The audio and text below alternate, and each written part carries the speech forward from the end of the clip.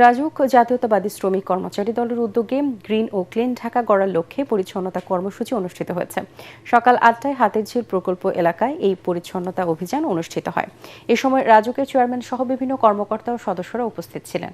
আয়োজকরা জানান, রাজধানীকে পরিষ্কার পরিচ্ছন্ন ও বাসযোগ্য রাখতে এ ধরনের কর্মসূচি নিয়মিতভাবে অব্যাহত থাকবে। অনুষ্ঠানে উপস্থিত ছিলেন সংগঠনের সভাপতি জাফর সাদেক এবং সাধারণ সম্পাদক মোহাম্মদ ইব্রাহিম।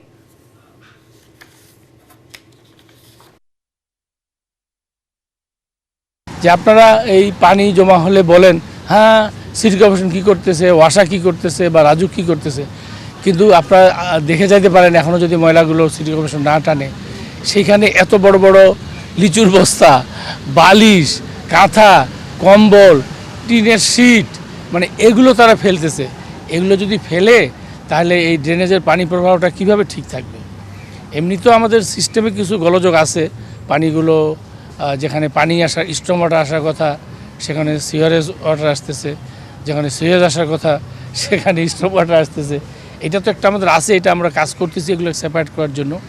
কিন্তু তার সঙ্গে যদি আপনারা এই ধরনের মানে একটা ছোটোখাটো আবর্জনা ফেলে সেটা ঠিক আছে, তবু সেটাও ফেলে না কোনো দেশে, আমাদের এখানে তো ফেলে। কিন্তু যদি আমরা এরকম বিগ সাইজের জিনিস ফেলি আর এই বৃষ্টি যদি এরকম হয়, হ্যাঁ কালকে 43 মিলিমিটার বৃষ্টি হয়েছে একদম তড়িৎ, তো এই পানিটা নামতে তো একটু সময় লাগবে। আর তার মধ্যে যদি বাধা সৃষ্টি হয় তাহলে আমি সবাইকে অনুরোধ করব যে আপনারা এই জিনিসগুলো, এই আবর্জনাগুলো বা এই গার্বেজগুলো প্লিজ আপনারা এই ড্রেনে ফেলবেন না, তাহলে কিন্তু আপনাদেরই ভোগান্তি হবে।